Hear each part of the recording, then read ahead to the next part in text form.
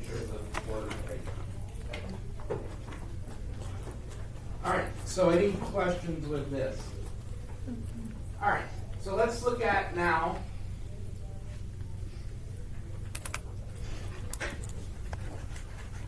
if I give it to you backwards. So instead of me giving you the element and you having to write the electron configuration, let's say I give you the electron configuration and you have to write the element.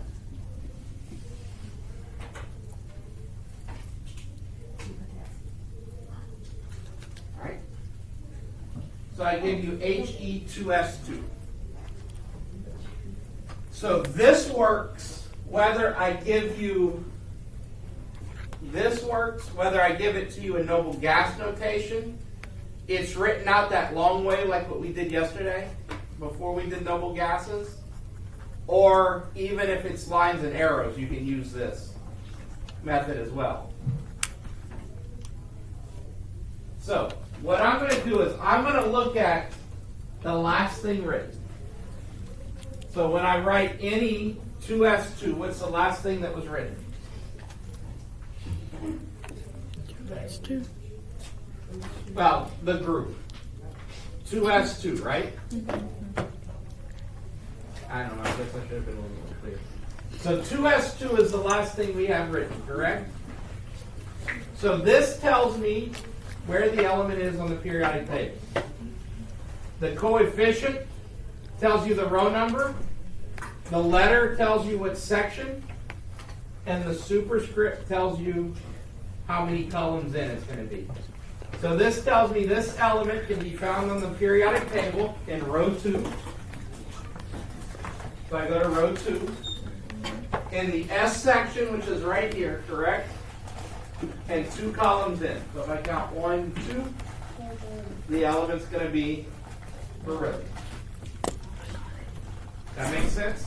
Mm-hmm. All right, let's say I gave you any 3s2, 3p2. So where am I going to look for that element on the periodic table? So we go to the third row. What section? P. So I go to the P section, and how many do I count? 2. 2. 1, 2, and that's going to be SI for silicon. Why was it a P section? Because it says 3P2. Oh, When I say the last thing, these three things make up one thing. Okay. All right. This last unit that was written, 3P2. All right, that makes sense? Let's do one more for good measure. This one has a tiny little trick to it.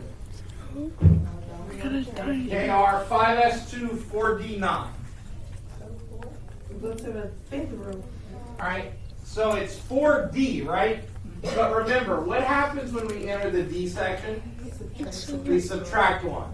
So to figure out what row to look on the periodic table, if I have a D, I'm going to have to add 1 to it. So instead of 4D, 4D is going to be in row 5, right? So here's the D section, and we count 1, 2, 3, 4, 5, 6, 7, 8 AG. Oh my God. For silver. All right. So any questions with this? No. That makes sense? All right. So we have one last thing we need to look at for the test, and it's actually pretty easy. When's the test? Tuesday and Wednesday of next week. Quiz will be Monday. Multiple choice part will be on Tuesday, and then you'll have a written part on Wednesday. We combine those two together, and that makes the one grade. I have a paper. All right. So the last thing I want to look at is what's called the electron diagram. Sometimes it's referred to as Lewis dot diagrams. You might have done this in physical science, actually. So, what this does is it represents the valence electrons of an atom. All right? In a lot of cases, those are the only things we really care about when we go start talking about bonding and that sort of stuff. And valence electrons are the electrons on the outermost energy level. So they're the electrons that are on the outside of the electron cloud. Think of them as like the exposed electrons, basically. S and P sublevels are the only sublevels that can be on the outside of the atom. A D sublevel or an F sublevel is always going to be inside. And it's represented by the A columns in the periodic table. I'll talk more about that in just a second. Yes, sir.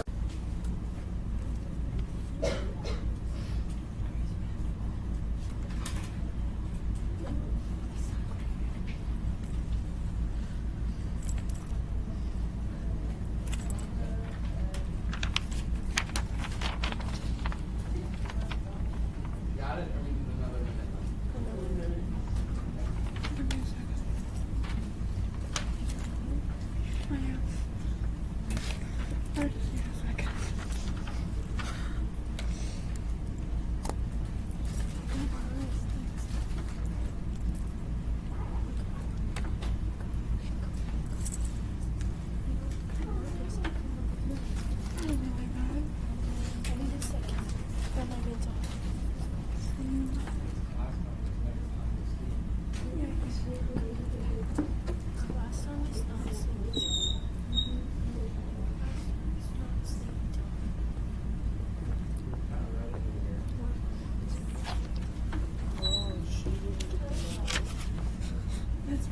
Alright, we're ready? Alright, so basically what the electron dot diagram does is gives us a little diagram that shows us the valence electrons.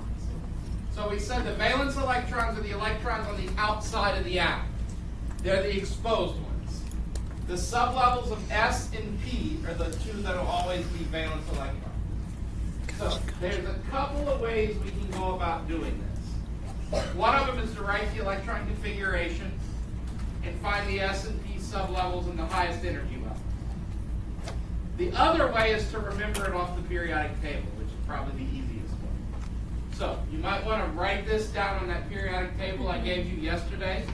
You will need to know it, because the periodic table I will give you will be blank for the test, just like it won't have S, P, D, and F labeled. You need to know where those are.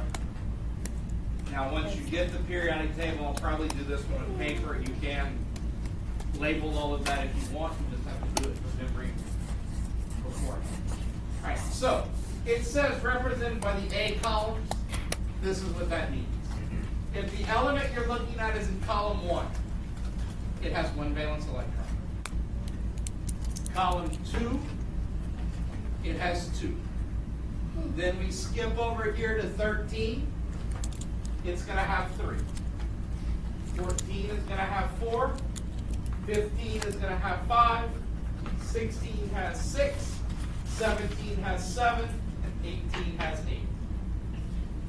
All right? So basically it's 1, 2, skip a few, 3, 4, 5, 6, 7, 8. All right?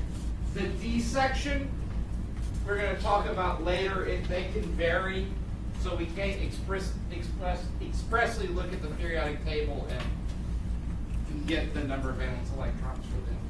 We won't do any that are in the D section for right now. All right, so you make sure you know if it's in the first column, 1 valence electron. Second column, 2. So that's 3. Third is 3. Fourth is 4. Fifth is 5. 16th is 7.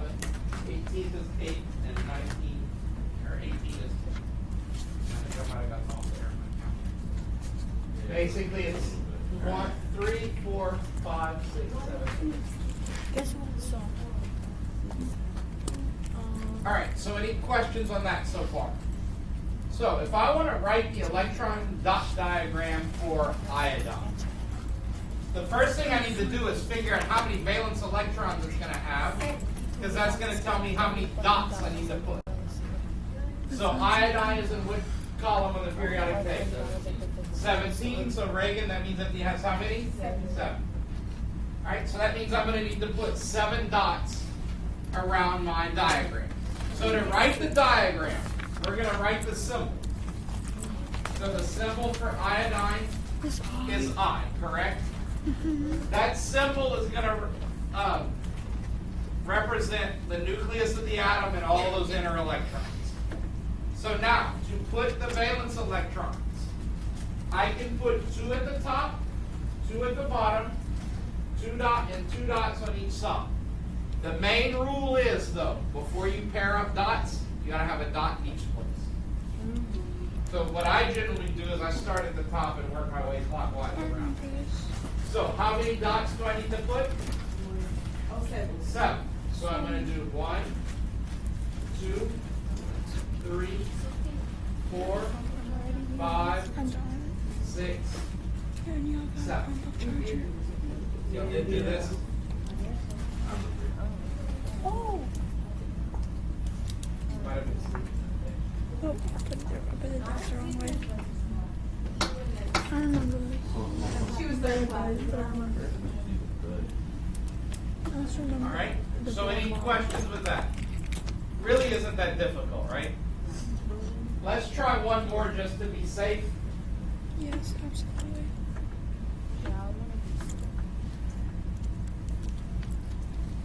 Beryllium. Let's say I gave you beryllium. And I want you to write the electron dot diagram for beryllium.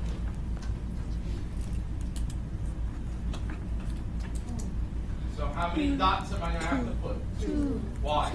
Because there's 2 dots. And why does it have 2 valence electrons? It's in the second It's column. in column 2, so that means it has 2 valence electrons. So I'm going to write its symbol, which is Be. And I'm going to put those 2 dots. So can I do this? No. No, why not? You have to have a dot in each place before you can double it. You could also have done it like this if you wanted to, which is how it looks in the That's fine as well, as long as you have 2 dots and they're not paired together. What about the middle I one? won't forget that. The middle ones we're going to not do right now because they can actually vary. You can have electrons jump between S and D orbitals. So like iron, sometimes it has 2 valence electrons, sometimes it can have 3. So we'll look more at how you figure that out when we get to writing formulas and stuff like that. But for now, just to do these, we're going to stick to the tall numbers. All right, so any questions with that? That's everything for the test. You look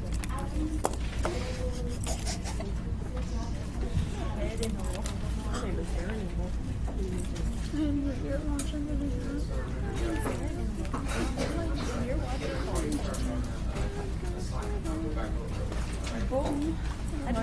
So, here's what I want y'all to do. Now, I've got a couple of things posted. If you look in Google Classroom, under classwork, lesson 3B, electron configuration using noble gas notation. I have practiced doing what we did yesterday and today. The first one, you write the electron configuration using the noble gas notation. Number 2, I give you the electron configuration. Hold on one second, okay? I give you the electron configuration. You got to tell me what element it is. And number 3 is you got to write the electron dot diagram. All right? Simple enough. I also have posted the study guide for your text. All right, so you can start working on this as well. We will go over this tomorrow as a review for the quiz and the test. If you see where it starts, quantum theory in the atom, from here on is basically a good review for what's going to be on the quiz tomorrow or Monday as well. All right. Make sure you don't skip this or overlook this and not do this and just focus on the study guide, because on the written part of the test, these 2 right. Alright, these two practice pages here, the one where we did orbital notation elements, you gotta write in the electron configuration using orbital notation. You'll have one where I'm gonna give you 3, you gotta write using noble gas, and then I'm gonna give you 3 that you're gonna have to write the electron dot. One other note real quick. When drawing the electron dot diagram, what's the maximum number of dots you can put around an element? 8. Right? I will tell you this. It happens every year. Even after I point it out. Radon is on the test. RN. Somebody will try to put 86 dots around radon. You can't have more than 8 whenever you write the electron dot diagram. All right? So go ahead and get to work on all of that. And if you have any questions, let me know. Ray, I should give more examples so I know what I'm talking about. bring your periodic table. And so it looks more complete. Why? Really? So you have the different sections. So what we did Wait, are you yesterday, being serious? Yeah, I don't know why. all of how them we've was done your are ground test? state. Even Like for the something? noble gas notation is ground state. No. That just means they're all in the lowest energy level. You can ignore if it says ground state in the question, other than it's just trying to be really technically correct, means nothing. The 2 things you need to look for, orbital or pictorial notation, that means lines and arrows. Noble gas notation means we just look at it. So let's say I'm going to take a note.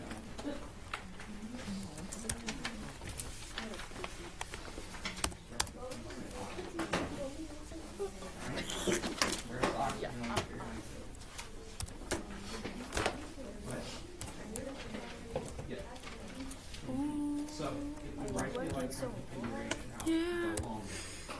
It always starts with Work. this and this. What is it? So if I trace across, Done. trace.